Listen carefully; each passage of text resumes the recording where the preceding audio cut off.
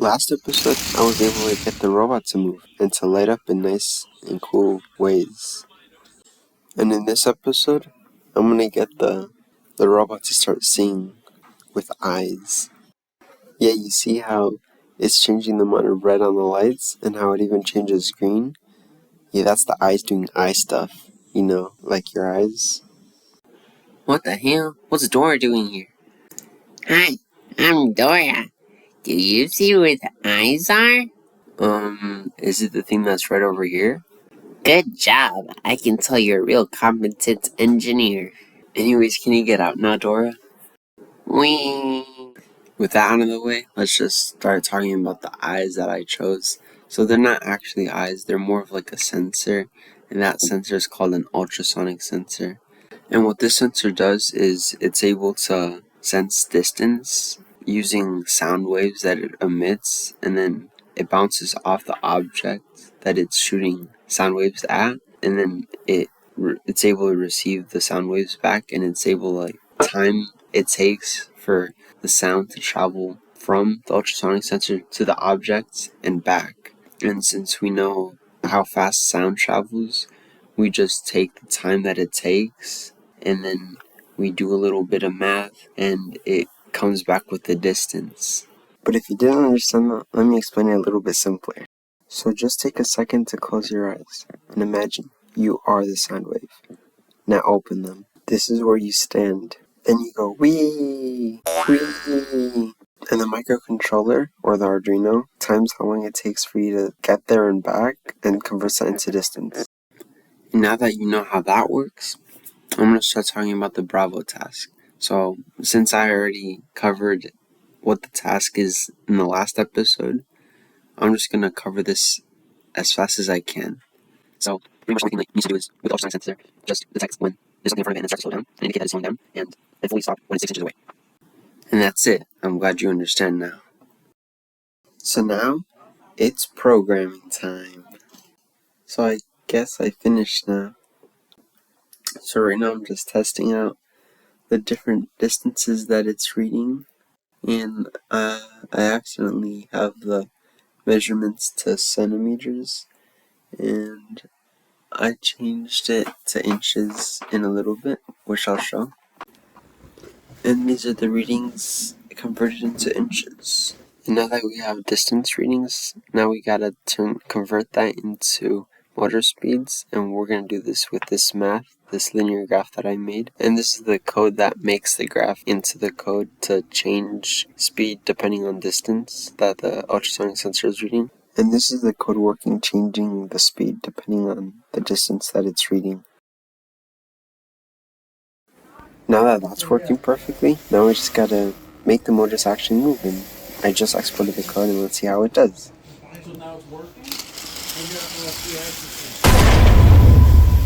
Well, that didn't work, but it's okay, it's fine. It's fine. I'm fine. There's nothing a little code can't fix. And done in record time. So let's check out the code, let's see if it works. Nope, still doesn't work. But like I said before, it's fine. It is fine. We just gotta fix the programming error. Let's see if it works. Nope, same problem. How about third time's the charm, huh? Let's test it.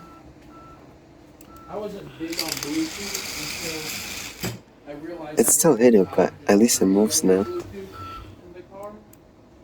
The reason it's keep hitting the wall is because, in simple terms, it doesn't know how to drive straight. And obviously you can tell that this is my robot and this is the wall. And as it drives, it goes a little bit crooked, and the distance isn't accurate in parallel from and to the wall. And to fix this problem, I'm going to add an IMU, which is pretty much like a gyroscope, so that I can sense its position. And since I'm not going to be able to add that sensor this episode, I'm just going to save it for next episode and keep trying to finish this task without it. Anyways, here are 3 clips of it somehow driving straight and stopping before hitting the wall. Get your popcorn now, it's getting interesting.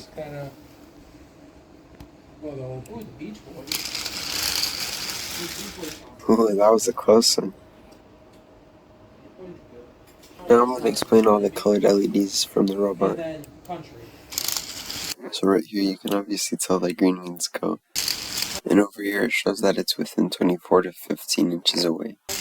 And this shows that it's within 12 to 15 inches away. This shows that it's 12 to 7 inches away. And this just shows that it's completed its task. It was able to stop within like 6 inches away from the wall or box. So that's good. So before I show the video that I submitted for the task, I just first wanted to talk about my 3D printer really quick. So I just finished fixing my 3D printer. Just added a new thermistor.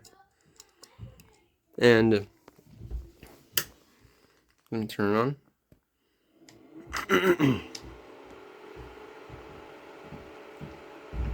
So you can see it's finally reading the correct temperature. And at first, when I added this new thermistor, it wasn't working. It was just reading negative 14 degrees. And I was thinking to myself, why isn't it working?